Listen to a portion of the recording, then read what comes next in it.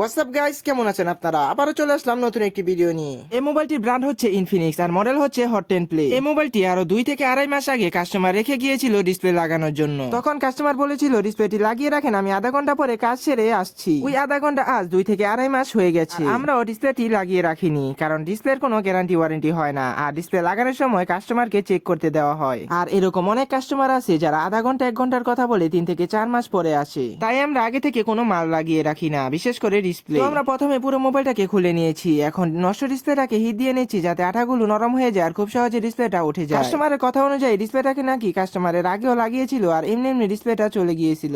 আর এমনি এমনি ডিসপ্লেটা কেন চলে গিয়েছিল তা আপনারা দেখতেই পারছেন। এর আগে ডিসপ্লেটি লাগানোর সময় ডিসপ্লের নিচে যে রেবন রয়েছে সেই রেবনের মধ্যে আঠা দেওয়া হয়েছিল। দেখতে পাচ্ছেন রেবনের নিচে আঠা দেওয়ার কারণে রেবনের যে নিচের অংশটা রয়েছে সেই অংশটা নষ্ট হয়ে গিয়েছে। আমি আমার প্রায় সবগুলো ভিডিওতে বলে থাকি যে ডিসপ্লের নিচে কোনো আঠা না দিতে। আপনি যদি একজন টেকনিশিয়ান হয়ে থাকেন তাহলে কখনোই রেবনের মধ্যে আঠা দিবেন না, আর যদি একজন কাস্টমার হয়ে থাকেন তাহলে অবশ্যই টেকনিশিয়ানকে বুঝিয়ে দিবেন যে নিচের অংশে আঠা না দিতে। আমি প্রথমে ডিসপ্লেটাকে চেক করে নিয়েছি, এখন নিচের অংশ বাদে চারদিকে আঠা দিয়ে নিচ্ছি। তারপরে আমি পুরো মোবাইলটাকে পুনরায় ফিটিং করে নিলাম, যা আমি স্কিপ করে দিয়েছি। তো এই ছিল আজকের ভিডিও। যদি এরকম ভিডিও আরো পেতে চান তাহলে ভিডিওটাকে লাইক করে দেন, সাবস্ক্রাইব করে দেন। ধন্যবাদ সবাইকে ভিডিওটি শেষ পর্যন্ত দেখার জন্য।